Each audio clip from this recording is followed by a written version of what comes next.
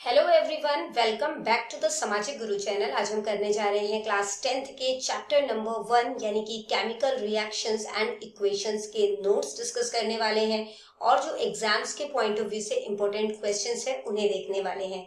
तो चलिए बिना देरी के वीडियो स्टार्ट करते हैं। उससे पहले अगर चैनल पे नए आए हैं तो चैनल को फटाफट से सब्सक्राइब कर लो, क्योंकि यहाँ पर इस तरीके का हेल्पफुल कंटेंट अपलोड होता रहता है। तो बच्चों, अब तक आपने देखा था कि जो बोर्ड एग्जाम है उसमें मतलब कह सकते हो कि जो बैक एक्सरसाइज है उससे ही क्वेश्चंस आते थे, ठीक है। लेकिन इस बारी चैप्टर के बीच में से क्वेश्चन आएंगे, यानी कि इन बिटवीन क्वेश्चंस आएंगे। तो चैप्टर को थॉरोली यानी बहुत अच्छे तरीके से रीड करना जो है वो बहुत ज्यादा जरूरी है, ठीक है। तो हम यहाँ पर शॉर्ट टाइम में जो है आपको रिवाइज कराएंगे, ताकि जो इम्पोर्टेंट जो टर्म्स हैं, फैक्ट्स हैं, वो आपको क्लियर हो जाए, ताकि आप एग्जाम अच्छे से कर पाए, ठीक है। तो चलिए सबसे पहले देखते हैं कि केमिकल रिएक्शंस जो है वो किसे कहते हैं। तो केमिकल रिएक्शंस क्या होता है कि chemical reaction is a process where new substance with new properties are form. तो केमिकल रिएक्शन वो रिएक्शन होते हैं जिसमें एक न्यू सब्सटेंस बन रहा है जिसकी प्रॉपर्टी न्यू हो रही है ना। जबकि जो फिजिकल रिएक्शन होते हैं उसमें ऐसा कुछ भी नहीं होता, कोई न्यू सब्सटेंस नहीं बनता, ठीक है। It involves breaking old chemical bond and making new one. अब क्योंकि केमिकली चेंज हो रहा है, यहाँ पे केमिकल रिएक्शन हुआ है, तो जो पुराना केमिकल बॉन्ड है वो टूट जाएगा और न्यू केमिकल जो है या न्यू जो प्रॉपर्टीज वाला जो सब्सटेंस है वो बनेगा, ठीक है। तो इसके मेन कैरेक्टरिस्टिक्स जो है वो क्या होते हैं कि इनका जो स्टेट है उसमें जो है वो चेंज आ जाता है, ठीक है। यानी कि सॉलिड है तो गैस बन जाएगा, गैस है तो है ना लिक्विड में कन्वर्ट हो सकता है, तो स्टेट चेंज हो जाता है। इसके अलावा कलर में जो है वो चेंजेस आता है, ठीक है। इसके अलावा गैस का इवोल्यूशन होता है, ठीक है, इवोल्यूशन ऑफ गैस। और इसके अलावा जो है टेम्परेचर में बदलाव हो सकता है, ठीक है। तो ये सारी चीजें हैं जिससे हमें पता चलता है कि जो केमिकल रिएक्शन है वो हुआ है, ठीक है। Change in temperature. जब मैं आपको नोट समझा रही हूं तो आप कॉपी पेन लेकर बैठे, ठीक है, इसे नोट डाउन कर लें और एग्जाम से पहले इसे बहुत अच्छे तरीके से रिवाइज कर लें, ठीक है। इसके बाद देखो बेटा केमिकल इक्वेशंस। तो केमिकल इक्वेशंस जो है वो क्या होता है, इसको कहते हैं रासायनिक समीकरण, ठीक है ना।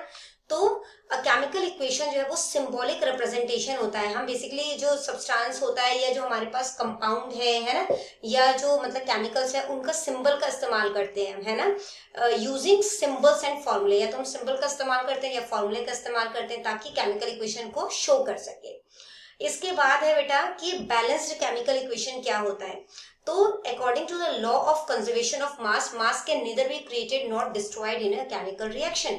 तो जो मास का जो लॉ ऑफ कंजर्वेशन है, ठीक है, तो वो जो है ये बताता है कि जो मास है, ठीक है, तो वो जो है वो कभी भी खत्म नहीं हो सकता और ना ही उसे क्रिएट किया जा सकता है।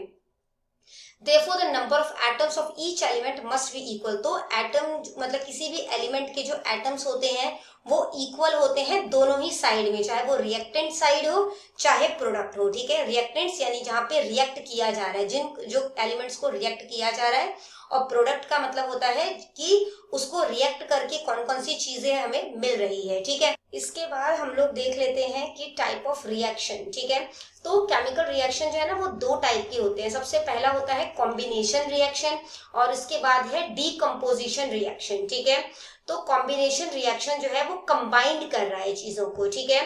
तो कंबाइंड से याद रखना है। तो जब दो या दो से ज्यादा रिएक्टेंट, रिएक्टेंट मतलब अभी मैंने आपको बताया दो एलिमेंट आपस में रिएक्ट करते हैं, ठीक है, तो उनको कंबाइन करके जब एक न्यू प्रोडक्ट बनता है तो उसको जो है हम लोग क्या कहते हैं, कॉम्बिनेशन रिएक्शन, ठीक है।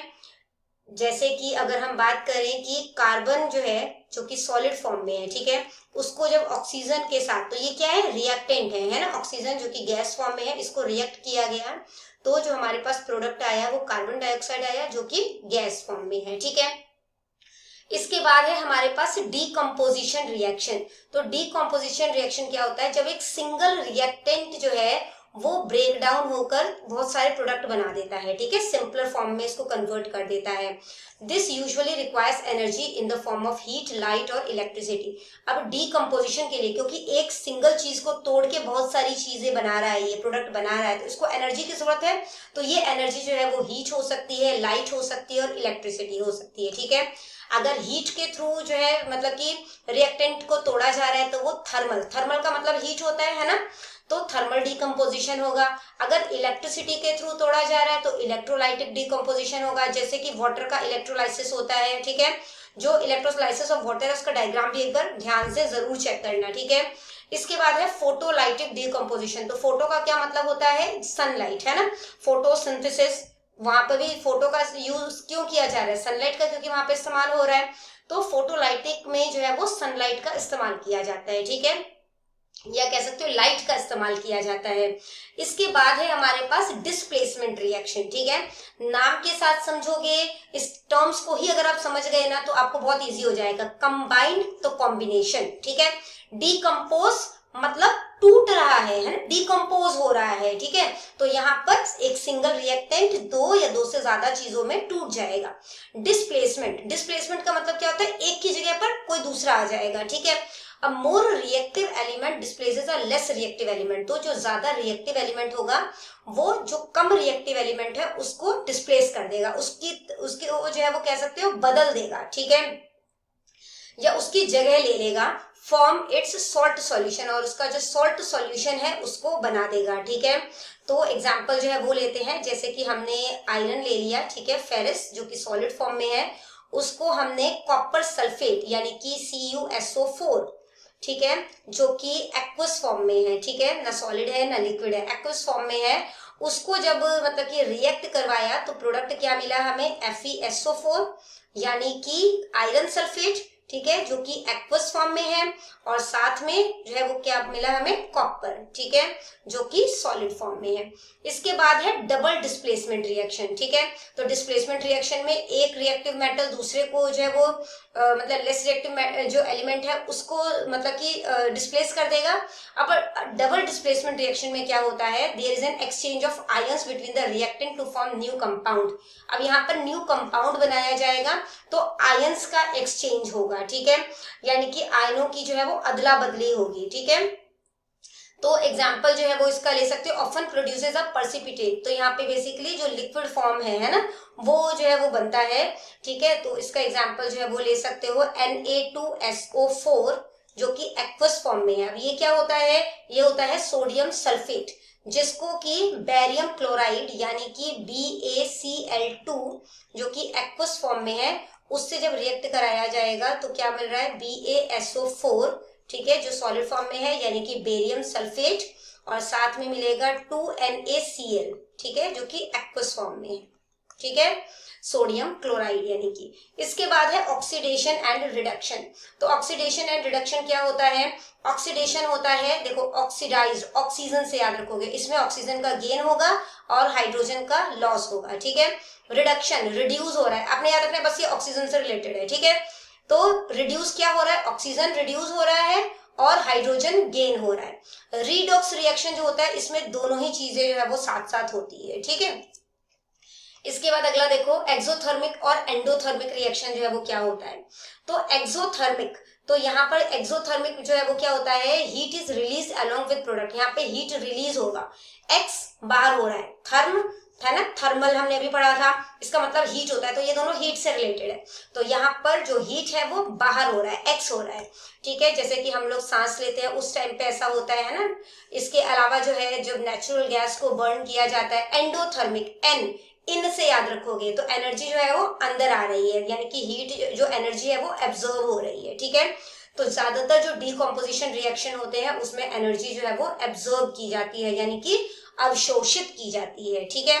इसके बाद देखो, जैसे कि बच्चों को ना यहाँ पे सबसे ज्यादा कंफ्यूजन होती है रिएक्शंस को लेकर, ठीक है। तो एक बार दोबारा से इसको देख लेते हैं। तो क्या है, कॉम्बिनेशन रिएक्शन में क्या होगा, कंबाइन हो रहे हैं, कॉम्बिनेशन, ये सारे रिएक्शंस हैं, ठीक है, तो मैं आगे रिएक्शंस नहीं लिख रही हूँ। तो कॉम्बिनेशन में क्या होगा, जब दो दोस्त, आप ऐसे मान के चलो, जब दो दोस्त जो है एक साथ बैठे हैं और वो दोनों जो है एक ही बेंच पर बैठ जाएं तो क्या हो जाएगा, ए बी कंबाइंड हो गई, ठीक है। इसके बाद है डीकॉम्पोजिशन। डीकॉम्पोजिशन, अब इन दोनों दोस्तों में झगड़ा हो गया, ठीक है, तो दो दोस्त इकट्ठे बैठे थे, अब वो दोनों फिर अलग अलग बैठ गए, ठीक है। इसके बाद है डिस्प्लेसमेंट। डिस्प्लेसमेंट में क्या हो गया, एक जो है वो शक्तिशाली जो लड़का है ना, वो किसी कमजोर लड़के को उसकी सीट से हटाकर खुद बैठ जाए, ठीक है, जैसे कि ए जो है अलग से बैठा था, ये शक्तिशाली लड़का है, बी सी इकट्ठे बैठे थे, ठीक है। तो जब बी सी जो है वो इकट्ठे बैठे थे तो जो ए ने क्या किया, एक मतलब कि बी को उठा दिया, सी के साथ खुद बैठ गया और बी अलग हो गया, ठीक है। यानी कि जो हाईली रिएक्टिव है, ठीक है, जो ए है वो हाईली रिएक्टिव है यहाँ पे। इसके बाद डबल डिस्प्लेसमेंट देखो, तो डबल डिस्प्लेसमेंट जो है उसमें क्या होता है कि जब दो दोस्त अपनी ही सीटों की अदला बदली कर लेना तो ऐसा होता है, जैसे ए बी के साथ बैठा था, सी डी के साथ बैठा था, तो अब ए जो है वो डी के साथ बैठ गया और बी जो है वो सी के साथ बैठ गया, ठीक है। तो ये क्या हो जाएगा, डबल डिस्प्लेसमेंट, ठीक है, 2 बार ये डिस्प्लेस हुआ है। इसके बाद बेटा अब सीधा हम आते हैं क्वेश्चंस पे। तो देखो यहाँ पर क्वेश्चन जो है 1 मार्क का क्वेश्चन हमें दिया गया है सारा, और इन सभी क्वेश्चंस को बहुत अच्छे तरीके से करना, एग्जाम्स में मोस्टली ये क्वेश्चन रिपीट होते हैं, ठीक है। What happens when dilute hydrochloric acid, तो जब डाइल्यूट हाइड्रोक्लोरिक एसिड में आयरन फिलिंग्स ऐड की जाती है तो क्या होता है वो आपने बताना है, ठीक है।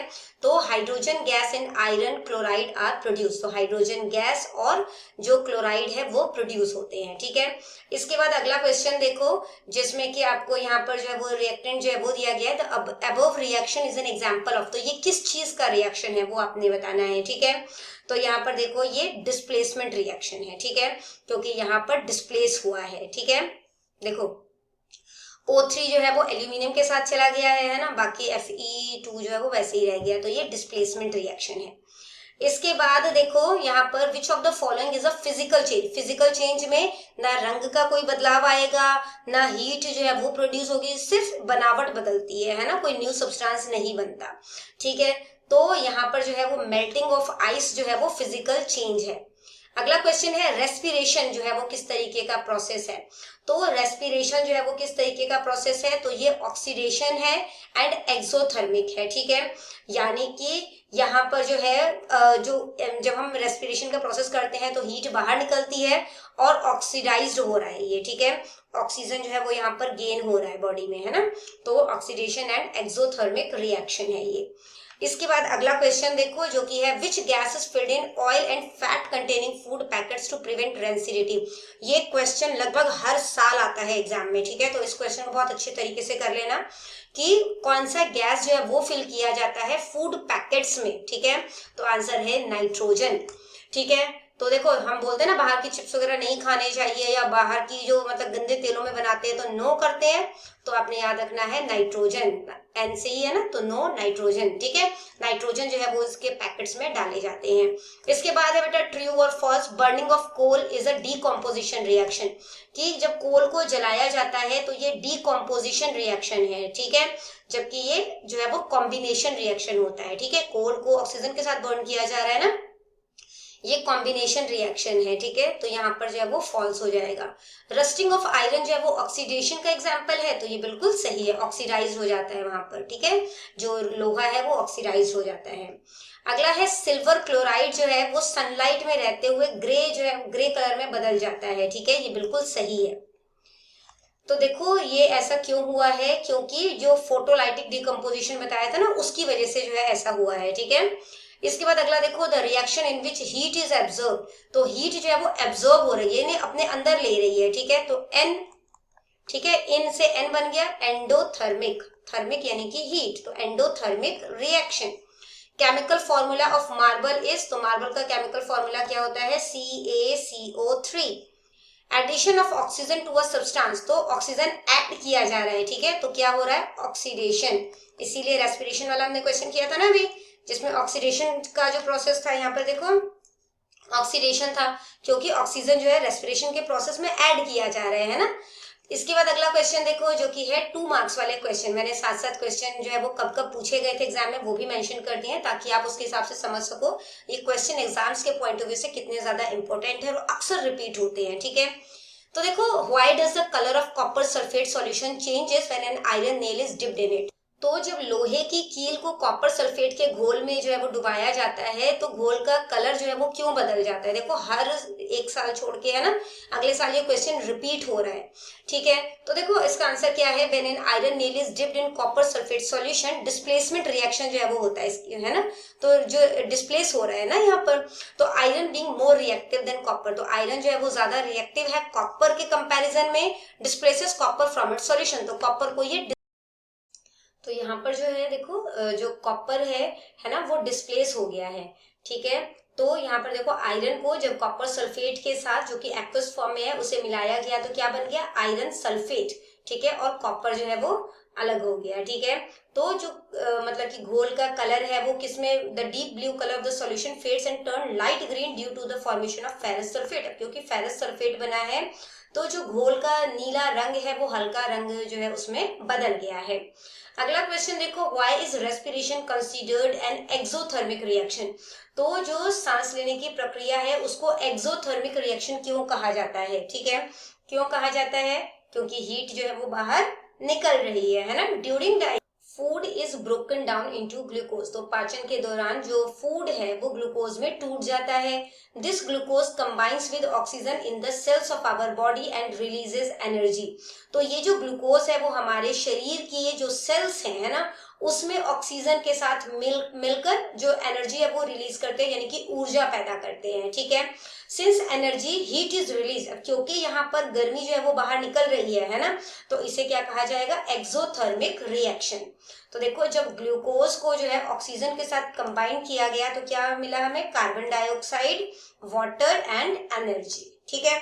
अगला देखो बेटा जो कि है, what is balanced chemical equation, balanced chemical equation क्या है, why should chemical equation be balanced, और इन्हें बैलेंस करने की जरूरत क्या है ना, क्यों करना चाहिए। An equation where the number of atoms of each element is the same on both the reactant and product side is a balanced equation, तो जिसमें कि जो नंबर ऑफ एटम्स हैं, ठीक है, रिएक्टेंट साइड में और प्रोडक्ट साइड में दोनों जगह बराबर हो तो उसे बैलेंस इक्वेशन कहते हैं। ये जो है लॉ ऑफ कंजर्वेशन ऑफ मास के अकॉर्डिंग काम करता है, जो कि बताता है जो मास है उसे ना तो क्रिएट किया जा सकता है और ना ही खत्म किया जा सकता है, ठीक है। अगला क्वेश्चन देखो, oil and fat containing food items are flushed with nitrogen, तो जो ऑयल या फूड कंटेनिंग फूड आइटम्स है उनको नाइट्रोजन उसमें जो है वो डाला जाता है, ऐसा क्यों किया जाता है, क्योंकि नाइट्रोजन जो है वो इनर्ट गैस है, यानी कि अनरिएक्टिव है, रिएक्ट नहीं करता ये, ठीक है। When food is flushed with nitrogen, तो जब खाने को जो है नाइट्रोजन से जो है वो भरा जाता है, पैकेट्स को बेसिकली जब नाइट्रोजन से भरा जाता है तो it prevents the oil and fats from reacting with oxygen, तो जो पैकेट में जो चिप्स वगैरह है ना, वो ऑक्सीजन के साथ रिएक्ट नहीं करते, जिसकी वजह से ऑक्सीडाइज नहीं होते। तो इससे क्या होगा, this prevent rancidity keeping the food taste and smell fresh, तो जिसकी वजह से क्या होता है, रेंसिडिटी नहीं हो पाती और फूड का जो टेस्ट है और स्मेल है वो ताजा बना रहता है, ठीक है। अगला क्वेश्चन देखो, right the difference between displacement and double displacement reaction, तो डिस्प्लेसमेंट और डबल डिस्प्लेसमेंट रिएक्शन को आपने समझाना है। तो डिस्प्लेसमेंट ये मैंने आपको समझाया था क्वेश्चन अभी, है ना।